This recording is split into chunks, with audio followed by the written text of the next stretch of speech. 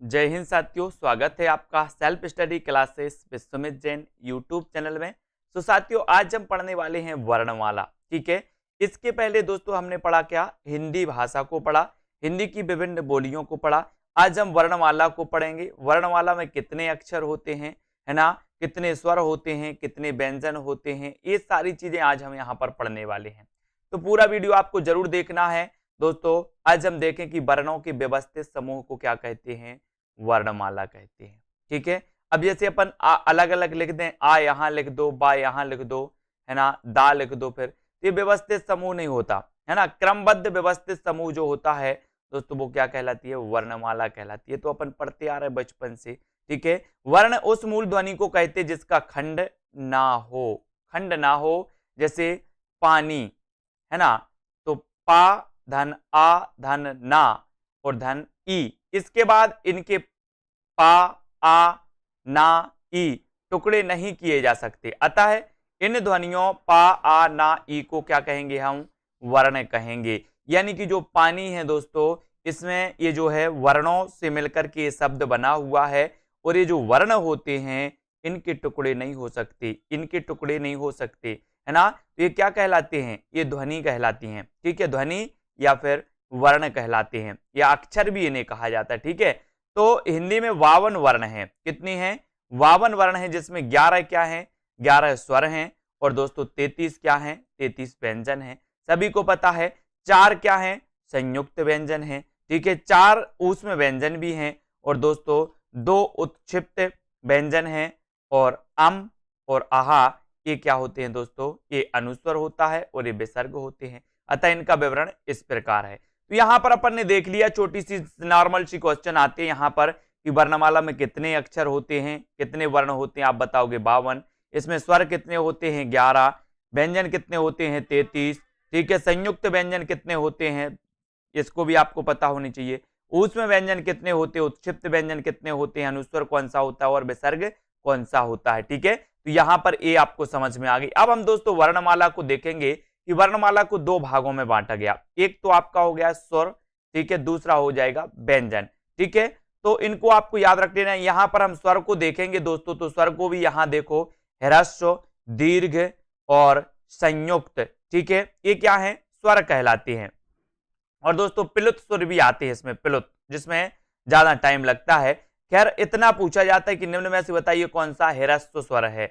तो आ, ई, उ और री, ये क्या कहलाते हैं, ह्रस्व स्वर कहलाते हैं। आपसे यहां से पूछा जाएगा दीर्घ स्वर कौन से हैं, तो आ, ई, उ, ये क्या कहलाते हैं, दीर्घ स्वर कहलाते हैं। ठीक है, इन्हीं के अंदर दोस्तों ये भी आते, ए आई ओ औ, ये भी दीर्घ स्वर के अंतर्गत आते हैं। लेकिन संयुक्त स्वर की अगर बात करें तो ये संयुक्त स्वर कहलाते, इतने ए आई ओ औ, ये क्या कहलाते हैं, संयुक्त स्वर कहलाते हैं, जो कि दोस्तों अनेक स्वरों के मेल से बनते हैं। ठीक है, मेल से, जैसे आ और ई मिलकर क्या बना रहे, ए, आ और ए मिलकर आई बना रहे। तो ये क्या कहलाती है, संयुक्त स्वर के अंतर्गत आते हैं, और इन्हें दीर्घ स्वर की श्रेणी में भी रखा जाता है।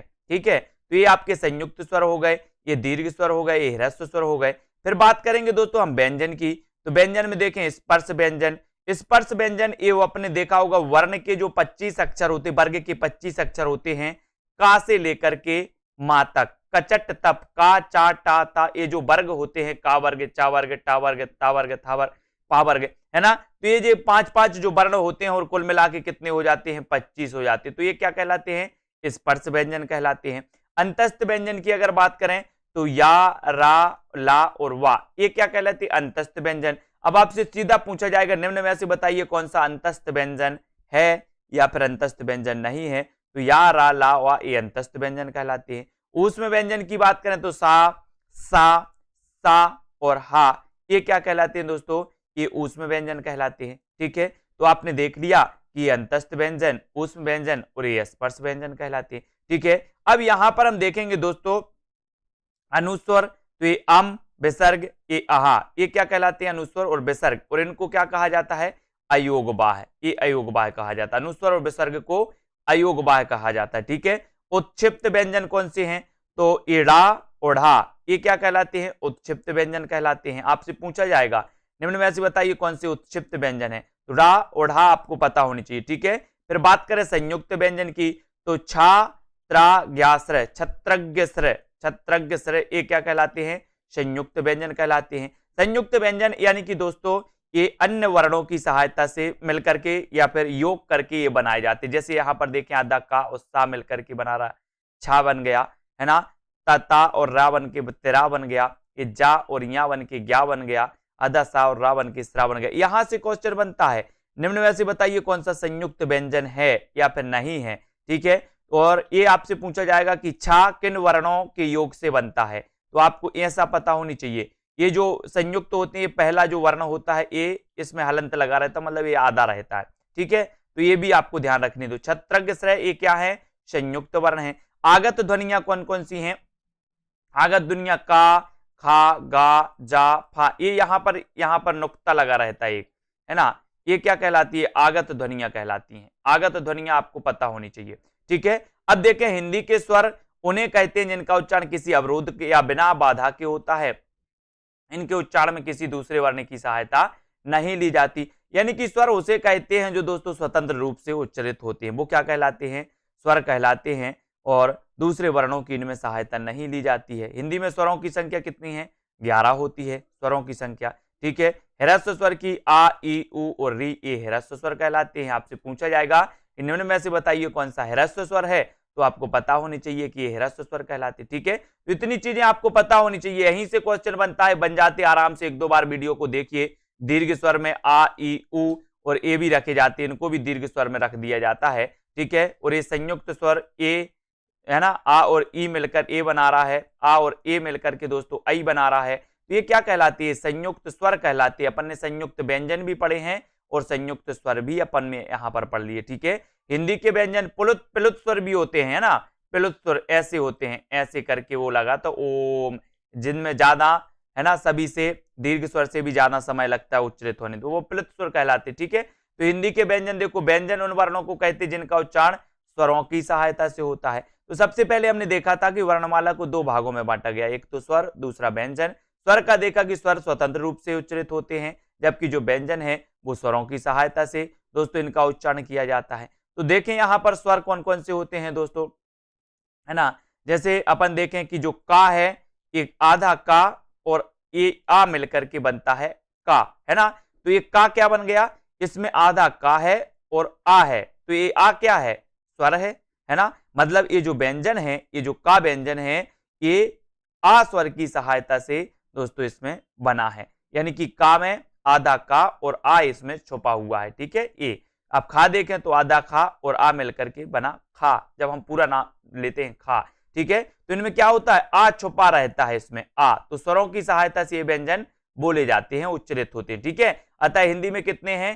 33 व्यंजन हैं जो इस प्रकार से। स्पर्श व्यंजन की बात करें तो ये का वर्ग, चा वर्ग, टा वर्ग, ता वर्ग और पा वर्ग, ये क्या कहलाते हैं? स्पर्श व्यंजन कहलाते। कचट तप, ऐसे कर लो, कचट तप, तो का, खा, गा, घा, या, है ना, और इंगिया, चा, छा, जा, झा, या, टा, ठा, डा, ढाड़ा, ता, था, दा, धा, ना, है ना, पाफा, बाभा, मा, ये स्पर्श व्यंजन कहलाते हैं। ठीक है, अंतस्थ व्यंजन या, रा, ला व अंतस्थ कहलाते हैं। आपसे पूछा जाएगा निम्न में से बताइए कौन सा अंतस्थ व्यंजन नहीं है। ऊष्म व्यंजन की बात करें तो सा, सा और हा, ये क्या कहलाते हैं? ऊष्म व्यंजन कहलाते। ठीक है, स्वर जिन वर्णों का उच्चारण किसी अवरोध या बाधा के कारण होता है, ये अपने आप में स्वतंत्र होते हैं। इनका वर्गीकरण इस प्रकार है। देखें यहाँ पर ह्रस्व स्वर आ, ई, उ और री, ये क्या कहलाते हैं? ह्रस्व स्वर, है ना, ये एक मात्रक होते हैं। ठीक है, दीर्घ स्वर ये द्विमात्रक होते हैं, जैसे आ, ई, उ, है ना, ये क्या कहलाते हैं? द्विमात्रक कहलाते हैं। संयुक्त स्वर ये भी द्विमात्रक होते हैं, तो इन्हें दोस्तों ये जो होते हैं इन्हें भी काय में दीर्घ स्वर में भी रखा जाता है, और ये संयुक्त स्वर ए, आई, है ना, ओ और औ, ये काय में आते हैं, संयुक्त स्वर भी कहलाते हैं। प्लुत स्वर की बात करें तो इसे त्रिमात्रक कहा जाता है दोस्तों, क्योंकि इसके उच्चारण में तिगुना समय लगता है। इसके 3 का अंक लगाया जाता है, जैसे ए, जैसे ओम, ए, इस प्रकार से, तो ये क्या होते हैं? त्रिमात्रक होते हैं। कौन से? प्लुत स्वर। तो ये स्वरों के बारे में अपन ने देखा।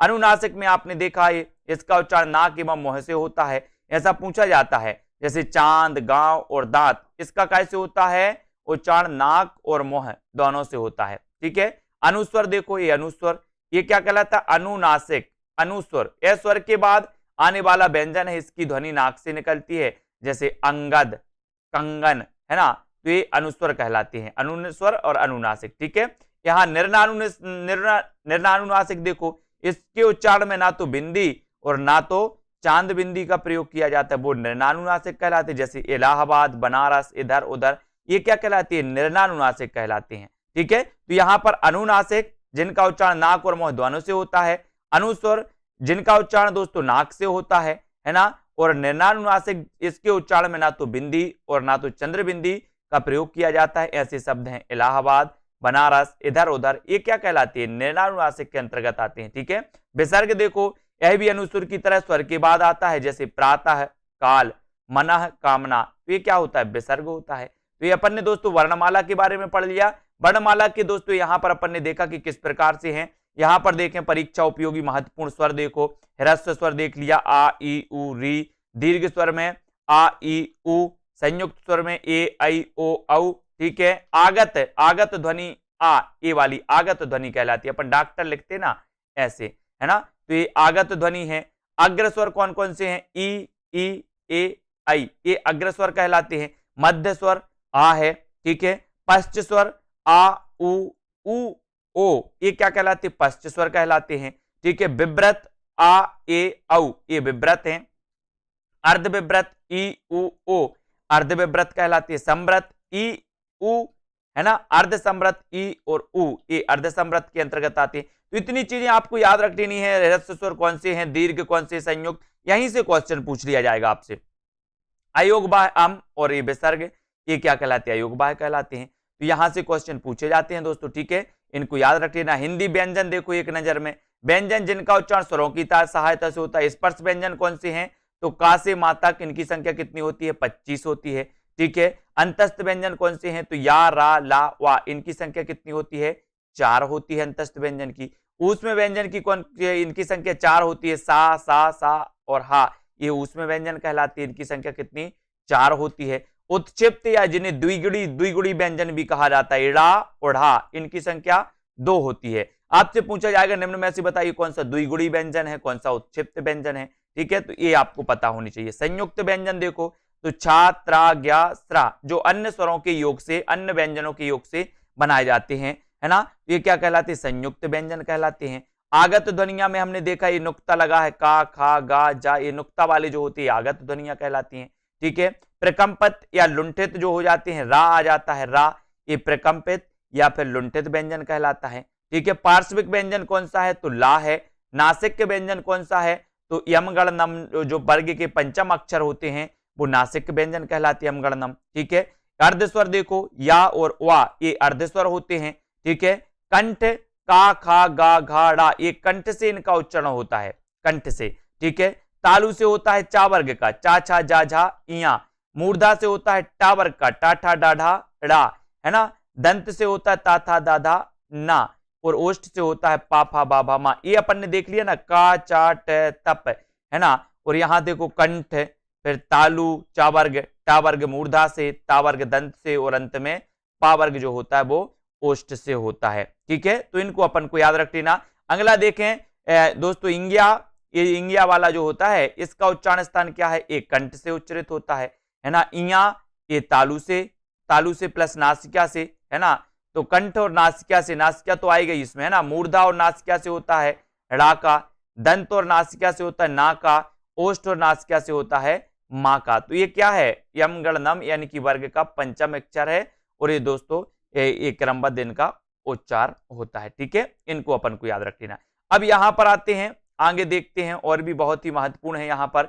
ए और आई का उच्चारण स्थान क्या है, कंठ प्लस तालु, यानी कि कंठ तालव्य से कहा जाता है। ए आई कंठ तालु, है ना, ए आई कंठ तालु। ओ औ कंठ ओष्ठ, ओ औ कंठोष्ठ। ठीक है, ओ औ कंठोष्ठ, ए आई कंठ तालु, ए आई कंठ तालु इनका उच्चारण स्थान है, और ओ औ जो है एक कंठोष्ठ इनका उच्चारण स्थान होता है। ठीक है, व्यंजनों का वर्गीकरण देखें, प्राण वायु के आधार पर, घोषत्व के आधार पर, उच्चारण स्थान के आधार पर, और मुख भाग के आधार पर ये व्यंजनों का वर्गीकरण किया गया। तो सबसे पहले हम देखेंगे दोस्तों प्राण वायु के आधार पर। प्राणत्व के आधार पर व्यंजनों का वर्गीकरण 2 प्रकार से किया गया। कौन कौन से, एक तो होते अल्प प्राण और दूसरे होते हैं महाप्राण। ये प्राणत्व के आधार पर है, ठीक है, प्राण वायु के आधार पर, ठीक है। तो यहां पर देखो प्रत्येक वर्ग जैसे का, खा, गा, घा, इंग्या का पहला, तीसरा और पांचवा वर्ण अल्प प्राण होता है, जैसे का, गा और इंग्या, है ना। तो ये आपको याद रख लेना, प्रत्येक वर्ग का पहला, तीसरा और पांचवा। हमने वर्ग देखा ना, का, चा, टका वर्ग, चा वर्ग, टा वर्ग, है ना। ये वर्ग के पहले, तीसरे और पांचवें वर्ण को क्या कहा जाता है? अल्प प्राण। वो अल्प प्राण के अंतर्गत आते हैं। महाप्राण देखो तो प्रत्येक वर्ग का दूसरा और चौथा जो वर्ण होता है वो क्या कहलाता है? महाप्राण। जैसे यहां पर का वर्ग में देखें तो ये दूसरा वर्ण है और ये क्या है? चौथा वर्ण है। तो ये काय के अंतर्गत आएगा? महाप्राण के अंतर्गत आएगा। बाकी 1, 3 और 5 ये अल्प प्राण आएंगे, है ना। तो महाप्राण और अल्प प्राण आपको समझना है कि अल्प प्राण 1, 3, 5 वर्ग के प्रथम, द्वितीय, तृतीय अक्षर अल्प प्राण और द्वितीय और चतुर्थ महाप्राण कहलाती है। इसको समझना, ठीक है ना। और दोस्तों यहां पर देखें अघोष, प्रत्येक वर्ग का खा, गा, इया का पहला और दूसरा वर्ण अघोष कहलाता है। पहला और दूसरा अघोष, ठीक है। जैसे यहां पर देखें तो का और खा ये क्या कहलाएंगे? ये कहलाएंगे आपके अघोष कहलाएंगे। तो आप समझ गए, वर्ग के 25 अक्षर में जो का, चा, टा, का वर्ग, चा वर्ग होते हैं, इन्हीं वर्ग के प्रथम और द्वितीय अक्षर जो कहलाते हैं वो क्या कहलाते हैं दोस्तों? अघोष कहलाते हैं, ठीक है। सघोष की बात करें तो सघोष में प्रत्येक वर्ग का तीसरा, चौथा और पांचवा ये सघोष या फिर घोष के अंतर्गत आते हैं। तो 1, 2 अघोष, 3, 4, 5 सघोष या फिर घोष कहा जाता है, ठीक है। तो ये घोषत्व के आधार पर भी आपको पता चल गया। तो यहां पर अपन ने अल्प प्राण, महाप्राण, अल्प प्राण मतलब 1, 3, 5, महाप्राण मतलब 2, 4, ठीक है। अघोष मतलब 1, 2 और सघोष मतलब 3, 4, 5, ठीक है। अल्प प्राण तथा महाप्राण में आने वाले व्यंजन देखो प्राणत्व के आधार पर। अल्प प्राण दोस्तों इसको आपको याद रख लेना है, सूत्र है 135 और इसका है 24, ऐसे याद कर लेना 135, है ना, और प्लस अंतस्थ 20 में आते हैं। तो 135 मतलब क्या है? वर्ग का प्रथम, तृतीय और पंचम। तो ये क्या हो जाएगा? का, गा और ये इया, चा, जा, इया। तो ये क्या होती है? 135 याद रख लेना, बोले 135 अल्प प्राण, है ना। और 24 ऊस में, तो 24 में मतलब 2 और 4 तो दूसरा और चतुर्थ अक्षर हो जाएंगे। प्लस में इसमें ऊस में व्यंजन भी आते, सा, सा, हा, ये भी दोस्तों इसमें काय में आते हैं? महाप्राण में आते हैं और ये अल्प प्राण में आ जाते हैं। तो अल्प प्राण 135 याद रख लेना, महाप्राण 24 याद रख लेना। मतलब 24 मतलब 2 और 4, वर्ग के 2 दूसरा अक्षर और चतुर्थ अक्षर और वर्ग के 1 पहला अक्षर, तृतीय और पंचम अक्षर, इसलिए ये सूत्र दिया गया है 1, 3, 5 और 2, 4, ठीक है। इस प्रकार से बात करें अघोष तथा सोग, घोष, सघोष में आने वाले व्यंजन कौन कौन से हैं? अघोष में देखें तो 1, 2 यानी कि 12, ठीक है ऐसे। और घोष या सघोष में 3, 4, 5, 3, 4, 5। तो ये तो आपको पता चल गए, ठीक है। ये अघोष कौन से होते हैं? वर्ग के प्रथम और द्वितीय। और घोष और सघोष, घोष या जिसे सघोष भी कहा जाता है, वो होते हैं वर्ग के 3, 4, 5 अक्षर, ठीक है। आपसे पूछा जाता है कि निम्न में से बताइए कौन सा सघोष व्यंजन है, कौन सा अघोष व्यंजन है ना। तो अघोष आपको पता चल गया कि वर्ग के प्रथम और द्वितीय अघोष और वर्ग के 3, 4, 5 जो होते हैं वो क्या कहलाते हैं? सघोष कहलाते हैं, ठीक है। तो इतनी चीजें आपको याद हो गई होंगी दोस्तों। अब यहां पर हम देखेंगे बहुत सारी चीजें हैं, है ना। ये तो अपने दोस्तों का एक क्या था? ये वर्णमाला था और वर्णमाला से संबंधित घोषत्व के आधार पर अघोष, सघोष जो पूछे जाते हैं उनको हमने आज के इस वीडियो में पढ़ लिया दोस्तों। अब अगले जो वीडियो है उसमें हम ब्राह्म चिन्ह के बारे में भी पढ़ेंगे, ब्राह्म चिन्ह को देखेंगे, ब्राह्म चिन्ह क्या होती है, महत्वपूर्ण ब्राह्म चिन्ह दिए गए हैं, इनके बारे में पढ़ेंगे। फिर अपन करेंगे क्या? अभ्यास, ठीक है। तो आज के इस वीडियो के लिए बस इतना ही। जय हिंद।